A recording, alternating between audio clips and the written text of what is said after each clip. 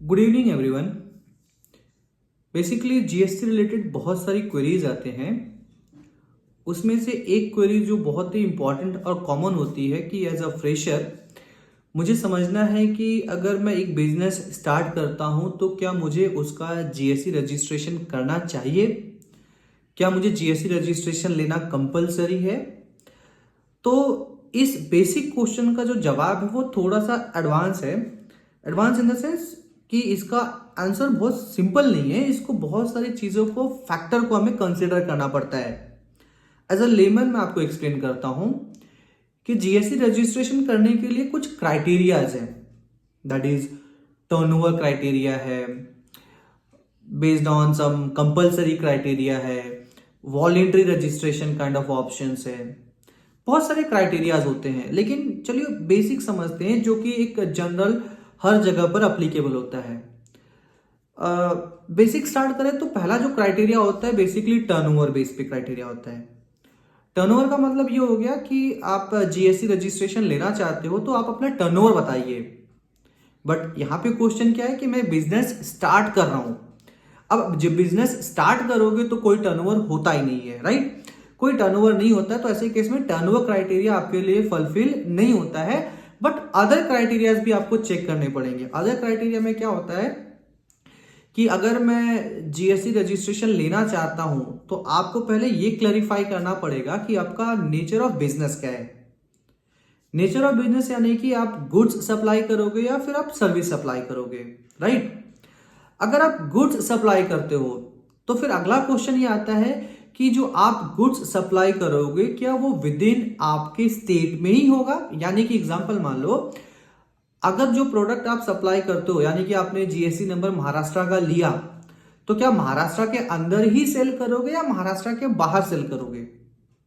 महाराष्ट्र के बाहर यानी कि गुजरात स्टेट में, राजस्थान स्टेट में, कर्नाटका में, केरला में, वेस्ट बंगाल एक्सेट्रा, या फिर आउट ऑफ इंडिया भी सेल करोगे।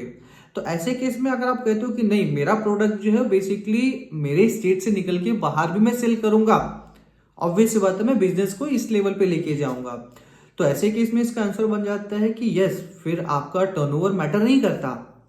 आपको जीएसटी नंबर लेना कंपलसरी है, because interstate supply of goods it is mandatory for you to obtain GST registration number।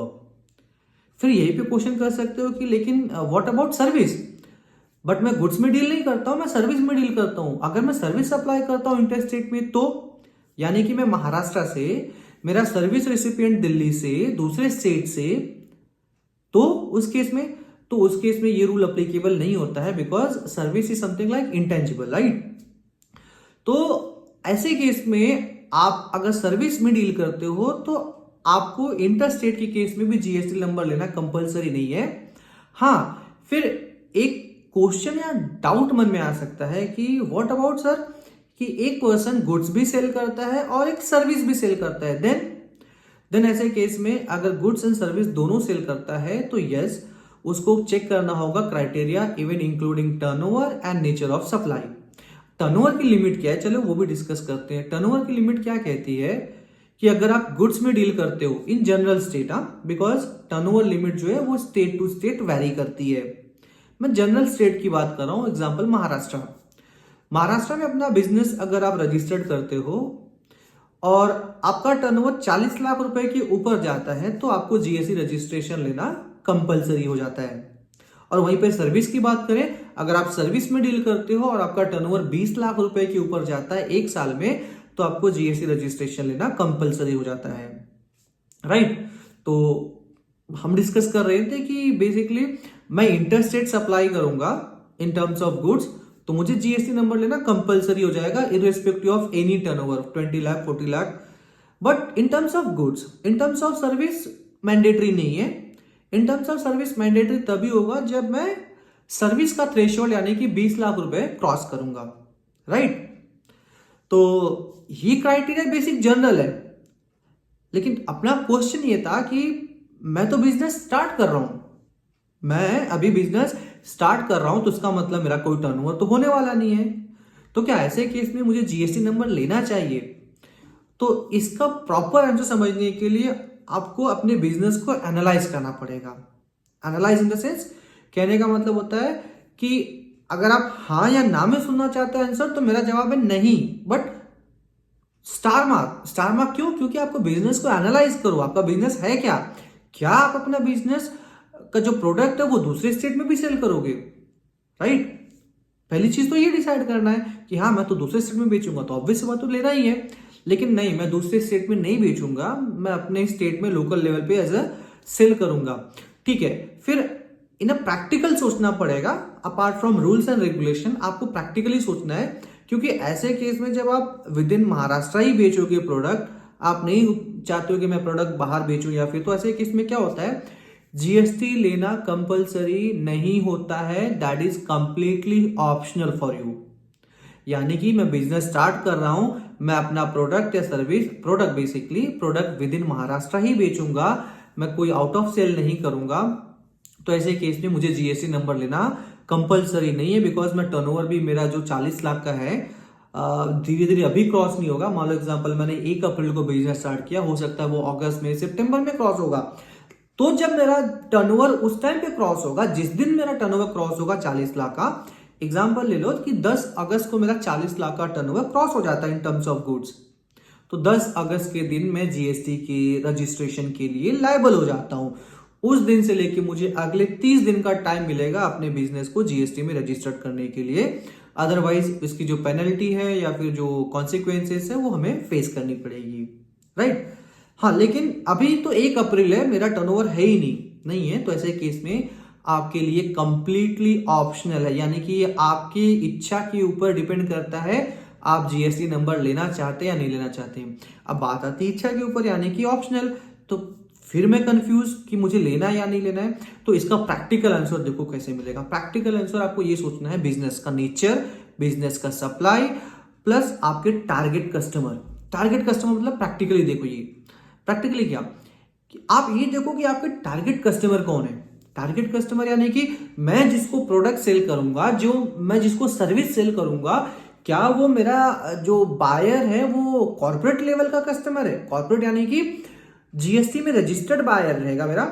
अगर मेरा कॉर्पोरेट लेवल का कस्टमर है जो जीएसटी में रजिस्टर्ड है, तो ऐसे में क्या होगा, जो कस्टमर जीएसटी में रजिस्टर्ड है, कॉर्पोरेट है, वो हमेशा उस सप्लायर से प्रोडक्ट या सर्विस खरीदेगा जो खुद भी जीएसटी में रजिस्टर्ड रहे। क्यों? क्योंकि उसको टैक्स बेनिफिट मिलेगा, इनपुट टैक्स क्रेडिट बेनिफिट मिलेगा, राइट? तो आपका जो कस्टमर है, अगर आप जीएसटी में रजिस्टर्ड नहीं हो तो आपको प्रेफरेंस नहीं देगा, वो ढूंढेगा कि ऐसा सप्लायर जो जीएसटी में रजिस्टर्ड है एज अ रेगुलर, मैं उससे प्रोडक्ट बाय करूं और उसका टैक्स क्रेडिट बेनिफिट लूं। Tax credit benefit and all वो क्या चीज होता है वो हम कभी और डिस्कस करेंगे। फिलहाल यानी कि आपकी एक अपॉर्चुनिटी यहाँ पे मिस हो गई कि मेरा टारगेट कस्टमर, मैं सोच रहा था उसको प्रोडक्ट बेचने के लिए, बट मैं तो अपॉर्चुनिटी मिस कर दूंगा, मुझसे खरीदेगा ही नहीं माल, राइट? हाँ, लेकिन अगर आपका टारगेट कस्टमर आपका कॉर्पोरेट नहीं है, इंडिविजुअल है, नॉर्मल कंज्यूमर है, एक जो वॉक इन कस्टमर्स होते हैं वो है, तो ऐसे केस में आपको जीएसटी नंबर लेने की जरूरत नहीं, बिकॉज वो ये नहीं देखेंगे कि आप जीएसटी में रजिस्टर्ड हो या नहीं हो, राइट? उनके लिए कोई इंपॉर्टेंट नहीं है। तो प्रैक्टिकली आपको देखना है कि अगर मेरा टारगेट कस्टमर कॉर्पोरेट है, तो मुझे बिजनेस स्टार्ट कर रहा हूं, तो डेफिनेटली मुझे जीएसटी नंबर लेना चाहिए, अदरवाइज मैं बिजनेस में सर्वाइव नहीं कर सकता हूं। मुझे कंपटीशन बहुत फेस करना पड़ेगा, बिकॉज मेरा जो टारगेट कस्टमर है वो मुझसे बाय नहीं करेगा, वो डेफिनेटली जाएगा किसी रजिस्टर्ड सप्लायर के पास, राइट? तो जवाब मिल गया होगा, आई होप सो। अच्छा, अब ये सवाल आता है कि अगर मैं जीएसटी नंबर ले लेता हूं तो क्या? तो देखो, बेनिफिट है इसके, नो डाउट कि आप जीएसटी नंबर लेते हो तो आपको टैक्स क्रेडिट मिलेगा। आप जो भी प्रोडक्ट खरीदोगे बिजनेस के लिए, उस पर जो भी जीएसटी पे करोगे वो लॉस नहीं है आपका, वो आपको लॉस नहीं, आपको ऐसे टैक्स क्रेडिट मिल जाएगा जो आप लायबिलिटी के साथ एडजस्ट कर पाओगे।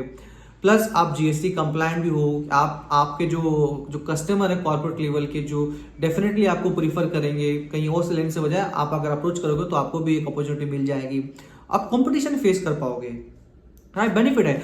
बट इसके इंपॉर्टेंट पॉइंट, अप्रोच नहीं मतलब कॉन्सिक्वेंसेस नहीं, मतलब एक इंपॉर्टेंट पॉइंट कि अगर आप जीएसटी नंबर लेते हो तो सावधानी क्या बरतनी है। जीएसटी नंबर लेने का मतलब होता है कि आपको सारे के सारे कंप्लायंसेस को फुलफिल करने पड़ेंगे। बुक्स ऑफ अकाउंट मेंटेन करना, इनवॉइसेस को मेंटेन करना, इनवॉइस रजिस्टर मेंटेन करना, जीएसटी फाइलिंग टाइम पे करना, रिटर्न फाइलिंग प्रिपेयर करना, यानी कि जीएसटी रिलेटेड जो भी कंप्लायंसेस होते हैं, भले ही आपका टर्नओवर 1 रुपए का हो चाहे वो 1 लाख रुपए का हो, सारे रूल्स एंड रेगुलेशन आपके ऊपर भी अप्लाई हो जाते हैं।